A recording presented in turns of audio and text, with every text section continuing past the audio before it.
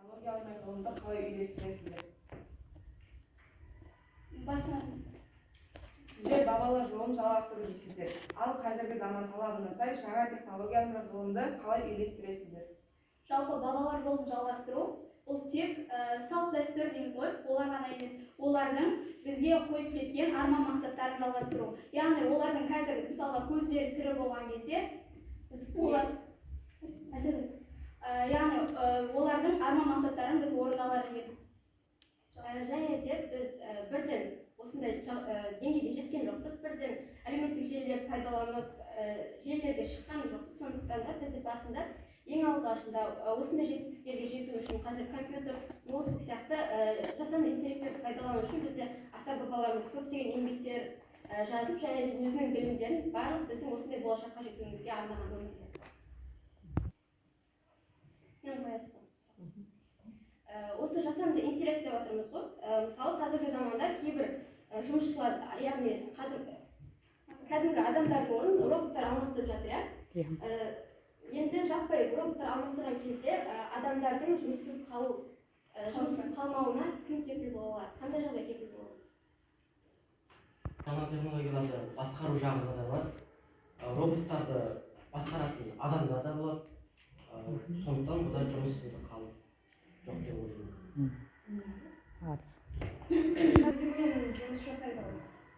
Енді оларға бөлім беретін, талап қоятын адамдар болғандықтан.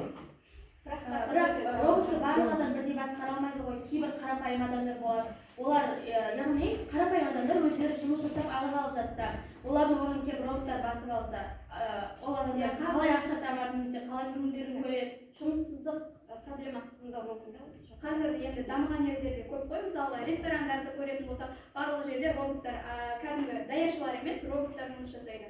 Соған байланысты өздеріңіздің ойларыңызды айтып өтсеңіздер. Технологиялар дамытатын адамдар жұмыссыз қалады деп ойлаймын. Сол арқылы өздері дамытылады. Технология арқылы адамдар да өздері дамытылады.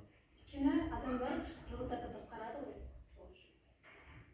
Роботтар қазір өздерінде жасанды интеллект, яғни өздерінің жұмыс, яғни оларға адамдар енгізіп қояды, сол бойынша жұмыс жасайды. Ал сондықтан да қазіргі заманда адамзат баласы оған қайта күнде бұйрық беріп отырмайды да, ол өзінің күнделікті ойындағы санасына енгізген тапсырмаларды орындайды.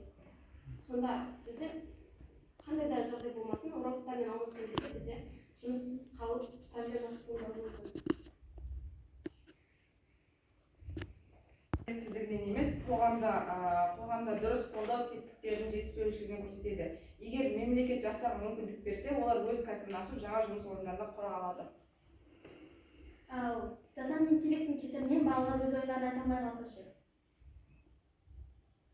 Мысалы, барлығын телефонға немесе жасанды интеллектке сүйеніп